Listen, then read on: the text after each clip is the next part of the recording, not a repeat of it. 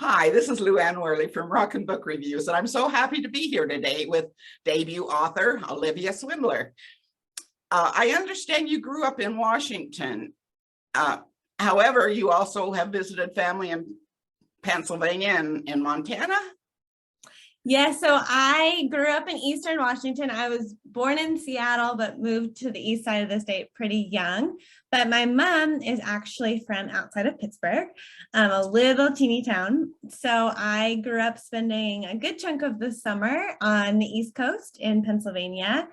And then my dad's siblings kind of live all over the US. So kind of got to travel around to see them. And fortunately, no family in Montana, but we just really enjoy backpacking.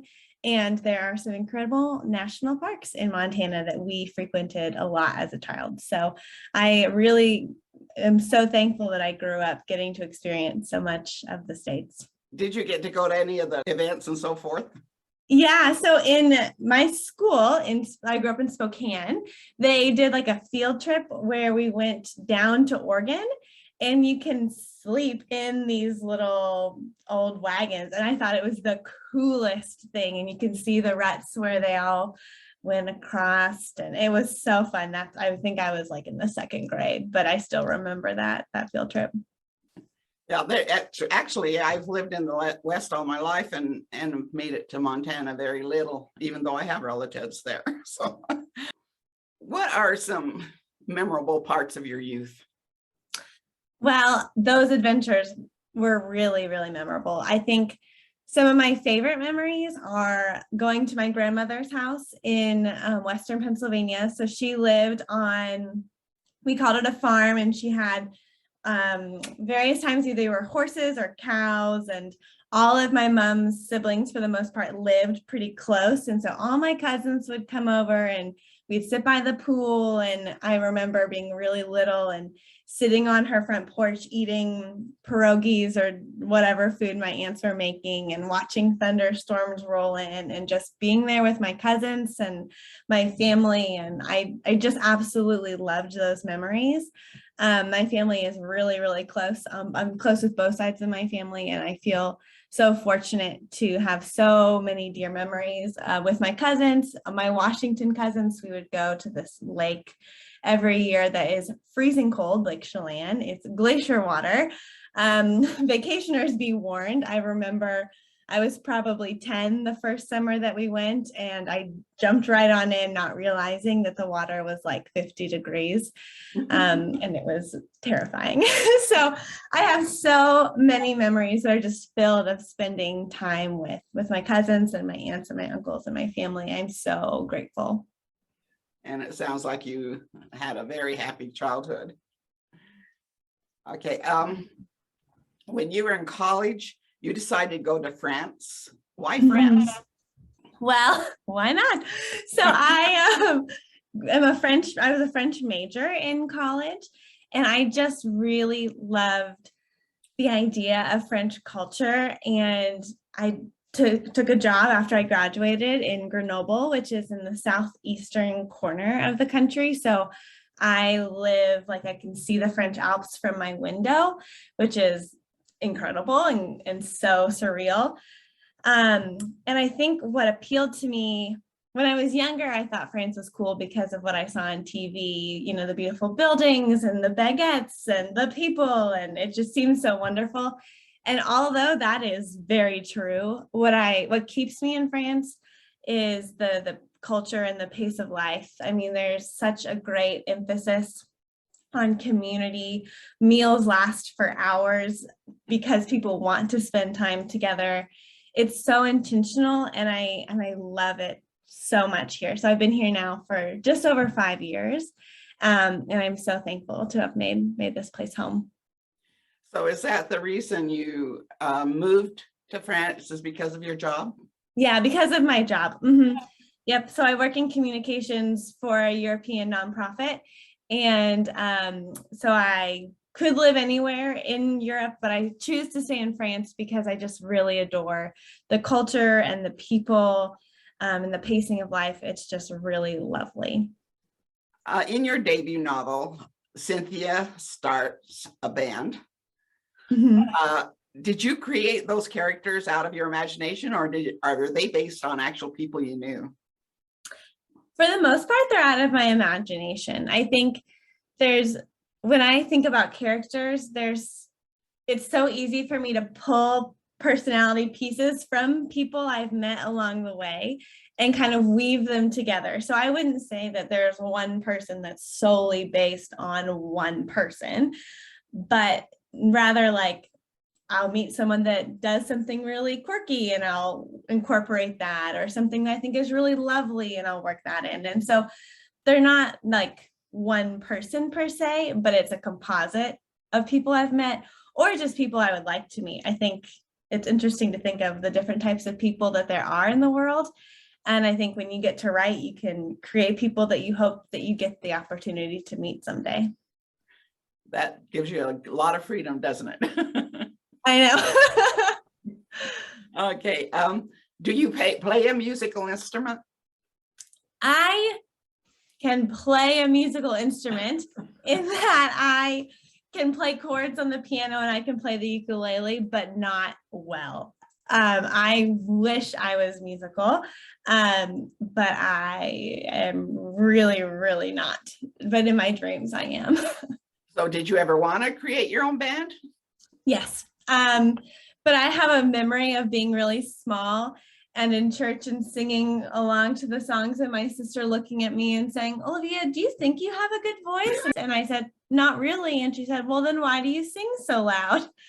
And so I've known from a really young age that I'm not musically talented, much to my dismay, but I have had the chance to befriend a lot of extremely musical people, and I get to kind of profit from their talent and listen to them make beautiful music. So I'm not in a band, but I love to support my friends who are musical. It's fun. And is that why you came up with the title of to create a Yeah.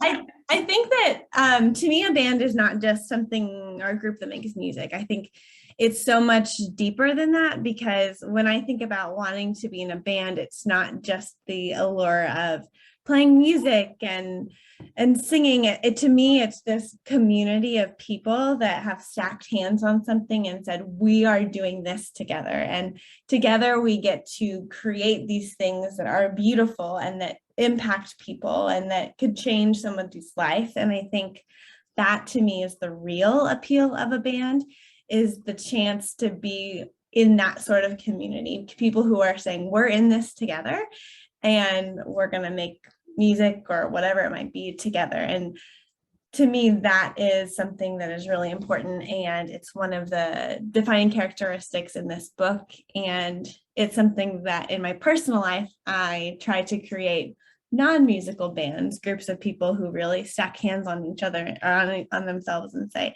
we're in this together and we're going to create something. And I think that that's beautiful and important. I agree. You have your book there? I do. Okay, tell us a little bit about it. So, well, first of all, I wrote this book during the confinement in France.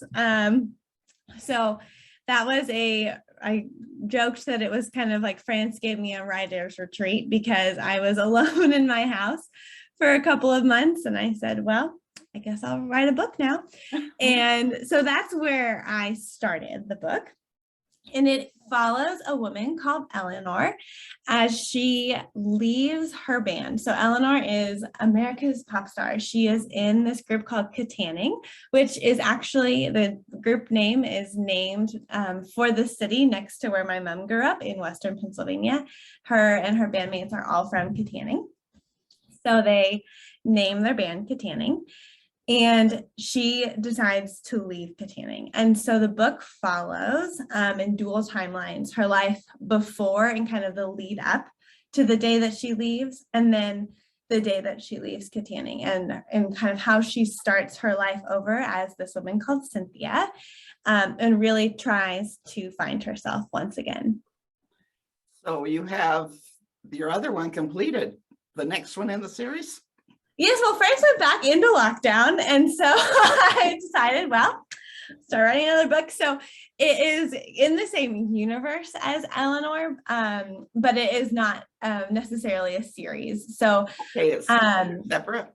it's different, but I think it's in the same universe. But I wanted to focus on slightly different issues. And I think I'm really happy with where Eleanor ends up. I will not say where she ends up. I don't want to spoil it, but Absolutely. I'm really happy with where her character is. So at least for now, I want her to kind of live in peace and harmony. And I might revisit her in the future, but for now she's doing So okay. the first one is a standalone. Mhm. Mhm. And the next one is it going to be a standalone or will it be a series? I think it'll be a standalone. Again, I think I just finished the manuscript and I'm really happy with where the characters are, but I really, when I write characters, you get really attached to them. And so I think about them, and it sounds silly, but I kind of miss them. And so I never want to rule out the chance of writing about their lives again, just because I want to visit how they're doing. I am very thankful as a reviewer that you are doing a standalone. So, less intimidating, I imagine, than like, there is so many series. In fact, the majority, I think, now write series, and and sometimes they don't come. The next one doesn't come out for like a year or 2 years, and I've read so many books in between that I have to go back and reread the book before to remember where. Yep. So, who are these people? So people like you cut my time in half by. Oh, great. Oh, happy to help. Okay. When you're not writing, what do you do? Well, like I said, I live in the foothills of the French Alps. So I love to be outside, whether that is hiking or biking or skiing or walking. I really like to be outside. So in the daylight hours, if I'm not at work, I really like to be outside. And then I spend a lot of time reading. I am a really, really avid reader. Excuse me. I read a ton. So I spend every night curled up with a book. I can relate. That's why I went into reviewing. Okay. What is a typical day in the life of Olivia Swindler? Yeah. Well, I wake up and I normally go for a long walk with my dog. Are you an early riser, or? I'm like a medium early riser. I think for America's standards, I'm probably normal. I get up at like 6:30, but in France, things start at like 10. So when I tell people here that I wake up at 6:30, it's like, why would you do that to yourself? But I think the mornings are so peaceful, and I do a lot of thinking in the morning and reflecting, and I just really enjoy being one of the first people up. And so I take my dog on a big loop around our neighborhood, and normally in the mornings is I try to write. So even if I'm not working on a specific project, I think it's a really good practice to be in the habit of writing. So I normally take about an hour every morning and just write, even if it's something I'll never show the world, just so that I build that habit into my life. That's all I have, is things that I won't ever show the world. You never know. That's what I thought. And then I finished this and I thought, well, why not? And then I work. So I work in communications, like I said. So even before the pandemic, I worked from home, I really enjoy working from home. So I'll work in the evenings, maybe get dinner with friends or have someone over for a glass of wine. And then I always wind down with a good book. There's nothing like just grabbing a book and a big cup of tea and reading and falling into somebody else's story. Sounds like a nice life you have. I am very, very, very grateful. Okay. What is your next big project? Well, I am a dreamer. I have so many ideas of things that I would like to do or create or or things like that. But like I said, I finished the second manuscript, so I'm currently seeking representation for that. So I don't know what will happen with it. I'm just kind of shopping it around right now. So that is a big project, and I'm always writing something. And so I dream of being able to write more. So it's kind of a cheating answer because I've already written a book. But I think when I think about like big projects and big dreams I have for my life, it would to be able to write more. Well, that's a good dream. When is their second book going to be published? I don't know. So I'm still seeking representation for it. So hopefully I'll know more soon, but someday, hopefully. We'll be anxious to hear about it. Is there any final comments you'd like to make before we close? I'm just so grateful for the opportunity to have written this book and that so many people are interested in it. And for reviewers and readers, and I just say thank you. I'm so grateful. Thank you for helping my dream come true. And I think your title is a great title. It increases interest. So that was a wise choice. Thank you. Thank you. The title came to me before the plot did, actually. I was brushing my teeth and I thought, I should write a book about a girl called Cynthia who starts a band.